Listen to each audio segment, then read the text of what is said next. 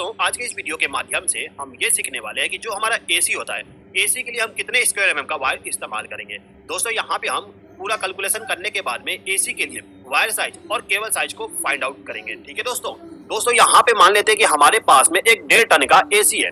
अब इसी एसी के लिए हमें केबल साइज को फाइंड आउट करना है। दोस्तों देखिएगा, जो हमारा वायर होता है या फिर केबल होता है उसका जो रेटिंग होता है वो एम्पियर में होता है। तो दोस्तों यहाँ पे जो हमारा एसी है उसका रेटिंग होता है टन में। तो यहाँ पे हम टन के द्वारा डायरेक्टली केबल साइज को फाइंड आउट नहीं कर सकते। तो दोस्तों यहाँ पे हमें क्या करना होगा कि ये जो हमारा टन है इसको एम्पियर में कन्वर्ट करना पड़ेगा। और एम्पियर में कन्वर्ट करने के लिए सबसे पहले तो आपको क्या करना है, इस टन को किलोवाट में हम मल्टीप्लाई कर देंगे 3.5 से। जब हम इसको 3.5 से मल्टीप्लाई करेंगे तो यहाँ पे हमारा जो टन है वो कन्वर्ट हो जाएगा किलोवाट में। यानी कि यहाँ पे जो हमारा 1.5 टन का एसी है वो हो जाएगा 5.25 किलोवाट का। यदि आपका यहाँ पे 2 टन का एसी होता तो उस कंडीशन में आप 2 को मल्टीप्लाई करते 3.5 से। ठीक है, जब आप 3.5 से मल्टीप्लाई करते तो यहाँ पे आपको 7 किलोवाट मिल जाता। ठीक है दोस्तों, यहाँ पर जो हमारा टन था वो कन्वर्ट हो गया किलोवाट में। अब यहाँ पे जो किलोवाट है इसको हमें कन्वर्ट करना है एम्पियर में। तो दोस्तों यहाँ पे यदि आपको एम्पियर में कन्वर्ट करना है तो आपको एक फॉर्मूला का इस्तेमाल करना पड़ेगा। यहाँ पे जो हम फॉर्मूला इस्तेमाल करेंगे वो ये है, I equal to P upon V, यानी कि current equal to power divided by voltage.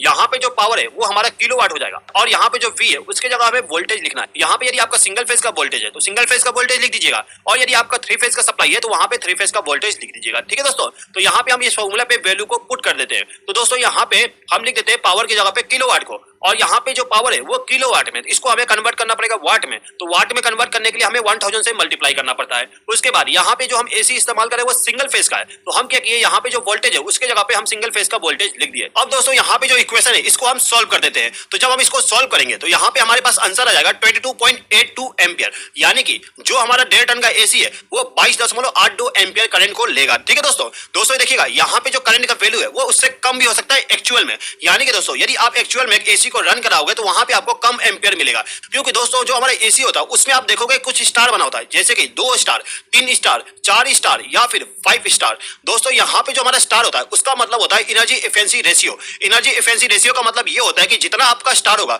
उतना कम पावर आपका एसी कंज्यूम करेगा। यानी कि जो हमारा 5 स्टार का एसी होता है वो बहुत कम करंट को ड्रॉ करता है, और जो हमारा 3 स्टार का एसी होगा वो उससे थोड़ा सा ज्यादा करंट लेगा, और 1 स्टार का एसी हमारा और ज्यादा करंट लेता है। ठीक है, इसका मतलब ये है कि जो हमारा एसी है जितना स्टार का है उतना कम पावर कंज्यूम करेगा। ठीक है, इसके अलावा दोस्तों जो आपके घरों में एसी इस्तेमाल किया था वो भी अलग अलग टाइप के आते हैं, जैसे कि विंडो एसी, स्प्लिट एसी और इन्वर्टर एसी। दोस्तों यहाँ पे जो विंडो एसी है उसका करंट रेटिंग अलग होगा, स्प्लिट एसी का करंट रेटिंग अलग होगा, और जो इन्वर्टर एसी है उसका भी करंट रेटिंग अलग होगा। भले ही वो 1.5 टन का क्यों ना हो, लेकिन उस हिसाब से हमें केबल को सेलेक्ट करना है। ठीक है दोस्तों देखिएगा, यदि आपको यहाँ पे केबल का सिलेक्शन करना है तो सबसे पहले तो आपको यह मालूम होना चाहिए कि केबल का जो साइज है वो कौन कौन से मार्केट में आते हैं। तो दोस्तों जो मार्केट में केबल आसानी से मिल जाता है वो 1 square MM, 1.5 square MM, 2 square MM, 2.5, 4, 6, 10, 16 और 25 स्क्वायर एमएम का वायर जो होते हैं वो आपको आसानी से मार्केट में मिल जाते हैं। अब दोस्तों यहाँ पे जो वायर है ये कितना एम्पियर करंट लेगा ये भी आपको मालूम होना चाहिए। यदि आपको ये नहीं मालूम कि जो हमारा वायर है वो कितना एम्पियर करंट लेगा तो यहाँ पे आप सिलेक्शन नहीं कर पाओगे। ठीक है,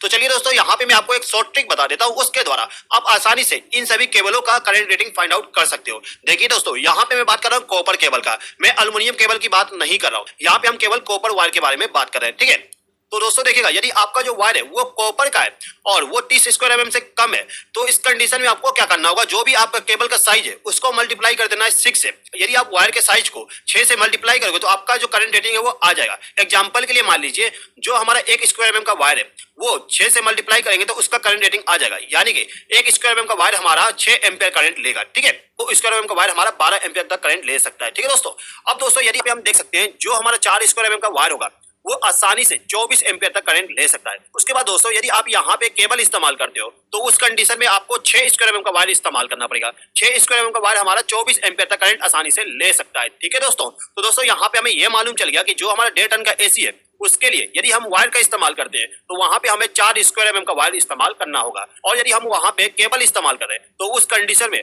हमें 6 स्क्वायर एमएम का केबल इस्तेमाल करना पड़ेगा। ठीक